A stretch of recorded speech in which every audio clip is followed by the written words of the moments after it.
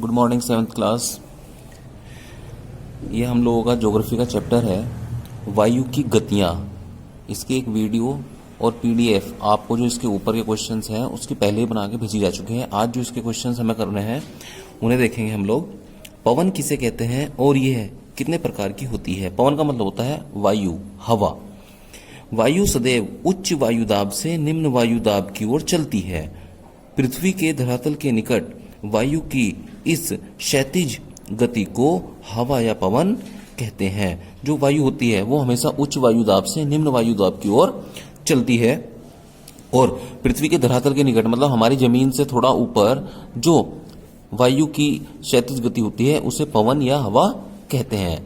पवन के प्रकार ये दो प्रकार के होते हैं, स्थायी या नियतवाही पवने और दूसरा अस्थायी अनियतवाही वाहिनी पवने। एक तो पवन में होती है जो रेगुलर चलती रहती है और एक ऐसी होती है जो कभी कभी अपने मौसम के अकॉर्डिंग चलती है।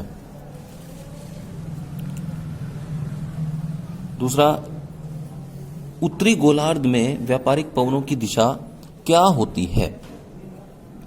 उत्तरी गोलार्ध जो नॉर्थ पोल है उसे उत्तरी गोलार्ध कहा जाता है।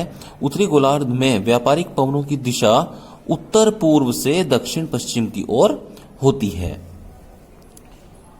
नेक्स्ट है, कोरियालिस बल से आप क्या समझते हैं। धरातल पर चलने वाली पवनों की दिशा वायुदाब में अंतर और पृथ्वी की घूर्णन गति द्वारा निर्धारित होती है। जो हमारी पृथ्वी के ऊपर हवा चलती है उनके ऊपर वायुदाब और जो हमारी पृथ्वी घूमती है अपनी धुरी पे इससे प्रभावित होती है। पृथ्वी के अपनी धुरी पर पश्चिम से पूर्व घूमने के कारण ही पवनों की दिशा में परिवर्तन हो जाता है या पवनें मुड़ जाती हैं। पवनों की दिशा में परिवर्तन लाने वाले इस बल को कोरियालिस बल कहते हैं। मतलब हमारी जो पृथ्वी है पश्चिम से पूर्व दिशा की ओर घूमती है और इस तरह घूमने से ही पवनें प्रभावित होती हैं, मुड़ जाती हैं और इस प्रकार से उन्हें मोड़ने वाला जो बल होता है उसे कोरियालिस बल कहते हैं। चक्रवात आने पर कौन सी सावधानियां बरतनी चाहिए। चक्रवात जब क्या होते हैं, चक्रवात बहुत बड़ी तूफानी हवाएं होती हैं जो गोल गोल घूमती रहती हैं। इससे सावधानी हमें निम्नलिखित होनी चाहिए। पहला, संचार माध्यमों द्वारा सूचना मिलने पर समुद्र के पास मछली पकड़ने ना जाए। अधिकतर जो चक्रवात होते हैं वो समुद्र तटीय इलाकों में ही आते हैं, तो जब इसकी सूचना मिल जाए तो हम लोगों को जो भी मछली पकड़ने जाते हैं या समुद्री यात्राएं करते हैं उन्हें इस तरह की यात्रा नहीं करनी चाहिए। दूसरा, चक्रवात आने की चेतावनी प्राप्त होने पर समुद्र तट तथा नदियों के डेल्टा क्षेत्र से दूर सुरक्षित स्थान पर चले जाना चाहिए। जब चक्रवात आता है तो ऐसे स्थानों से दूरी बना लेनी चाहिए समुद्र तट जैसे जहां पे चक्रवात आने का ज्यादा खतरा है और कहीं सुरक्षित स्थान पर चले जाना चाहिए।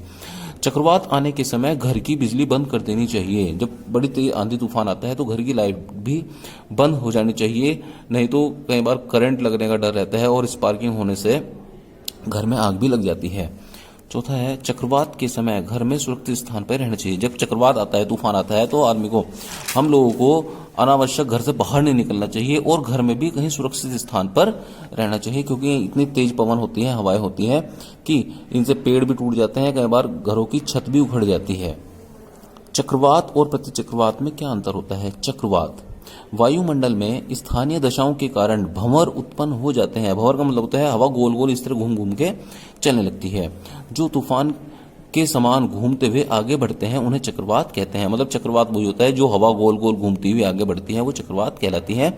चक्रवात में वायु बाहर से केंद्र की ओर चलती है। प्रतिचक्रवात में वायु की दिशा चक्रवात के विपरीत होती है।